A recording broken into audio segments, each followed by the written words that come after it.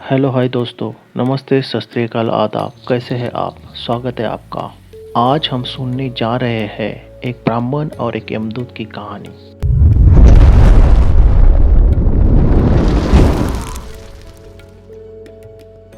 दोस्तों, किसी गांव में एक ब्राह्मण रहता था। उसका एक दोस्त था जो एक पैर से लंगड़ा था और बहरा था। वह दूसरे गांव में रहता था। एक दिन वह ज्ञानी ब्राह्मण अपने बचपन के दोस्त को मिलने के लिए घर से निकलता है। उसके साथ उसके दोस्त का घर काफ़ी दूर था। वो ब्राह्मण रास्ते से जा रहा था। अचानक उसको साथ में एक धष्ट पुष्ट आदमी दिखाई देता है। वो भी ब्राह्मण के साथ चलने लगता है। तो वो ब्राह्मण उस मनुष्य का नाम पूछता है और वो मनुष्य बता देता है कि मेरा नाम महाकाल है। वो ब्राह्मण सोचता है कि मुझे भी काफ़ी लंबा जाना है, क्यों ना हम दोनों साथ साथ चले ताकि सफ़र अच्छे से कट जाए। अब वो ब्राह्मण और महाकाल दोनों साथ साथ चल ही रहे थे। अचानक एक गांव आ जाता है। तब महाकाल ब्राह्मण से बोलता है कि मुझे गांव में कुछ काम है, मैं अभी थोड़ी देर में आता हूँ, आप चलते रहिएगा। थोड़ी देर में उसी गांव में एक भैंस ने एक आदमी को लात मार दी और वो आदमी मर गया। थोड़ी ही देर में महाकाल वापस आता है, ब्राह्मण के साथ चलता रहता है।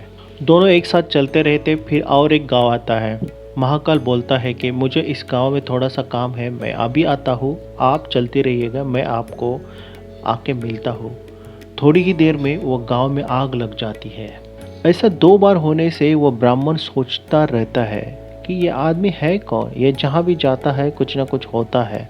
अंततः वो ब्राह्मण को पूछ ही लेता है कि हे भाई, तुम कौन हो? ब्राह्मण की बात सुनकर महाकाल बता देता है कि मैं यमदूत हूँ, मनुष्यों के प्राण हरण करना मेरा काम है। उसके बाद ब्राह्मण महाकाल से पूछता है, तुम यमदूत हो तो ये बताओ कि अगली मृत्यु किसकी होने वाली है? तब महाकाल ने कहा, अगली मृत्यु तुम्हारे मित्र की होने वाली है जिसे तुम मिलने जा रहे हो। ब्राह्मण ये सोचने लगता है कि यदि ऐसा है तो मैं अपने मित्र से मिलने नहीं जाऊंगा। महाकाल ब्राह्मण से कहता है कि तुम जो सोच रहे हो ऐसा कुछ नहीं होगा, होनी अटल है, इसलिए होकर ही रहेगी। थोड़ी ही देर में उस ब्राह्मण ने देखा कि उसका मित्र जिसे वो मिलने जा रहा था वो बड़ी तेजी से उसके पास आ रहा है। जैसे ही उसका मित्र उसके पास पहुंच जाता है, हृदयघात होने के कारण उसकी मृत्यु हो जाती है।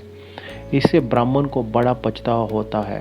वो ब्राह्मण उस महाकाल से पूछता है कि अच्छा ये बताओ, मेरी मृत्यु कब और कैसी होगी?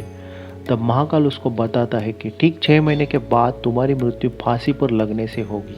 तब ब्राह्मण फिर अपने घर गया, सीधे अपने राजा के पास गया और ब्राह्मण ने सारी हकीकत राजा को बता दी।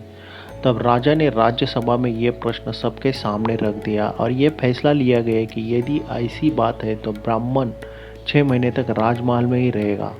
राजा ने ब्राह्मण के लिए राजमहल की व्यवस्था करवा दी और धीरे धीरे समय व्यतीत हो रहा था।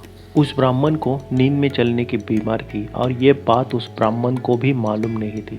जिस दिन उस ब्राह्मण की मृत्यु होने वाली थी, उस दिन वो रात को महल से निकालकर दूसरे राज्य में चला जाता है और उस राज्य के राजा के राजमहल में जाकर राजा और रानी दोनों के बीच में जाकर सो जाता है।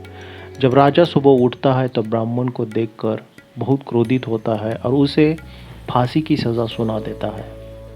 तब वो ब्राह्मण उस राजा को सारी कहानी सुना देता है, जिसको सुनकर वो राजा अपना गुप्तचर पड़ोसी राज्य के राज में भेजकर सारी जानकारी ले लेता है, जिसे सुनकर वो राजा अपने फैसले पर बहुत पछताता है। लेकिन उस राज्य का एक नियम था, एक बार जो सज़ा सुना दी फिर वो कुछ भी हो वो बदल नहीं सकती। राजा ने राज्यसभा लगाई और उसका उपाय पूछा तो लोगों ने फैसला बताया कि एक छोटा सा धागा से उसको फांसी दे देना। तब होगा क्या कि वो मरेगा भी नहीं और राजा के शब्द का मान भी रखा जाएगा।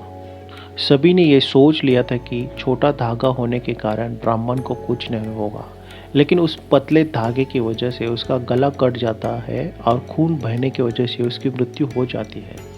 तो दोस्तों, बात यह है कि हमारे भाग्य में जो लिखा रहता है वो हर हाल में होकर रहता है, उसे बदला या काटा नहीं जा सकता। उस ब्राह्मण ने अपने बचने के लिए कितने उपाय किए, लेकिन समय आने पर उसकी मृत्यु हो ही गई।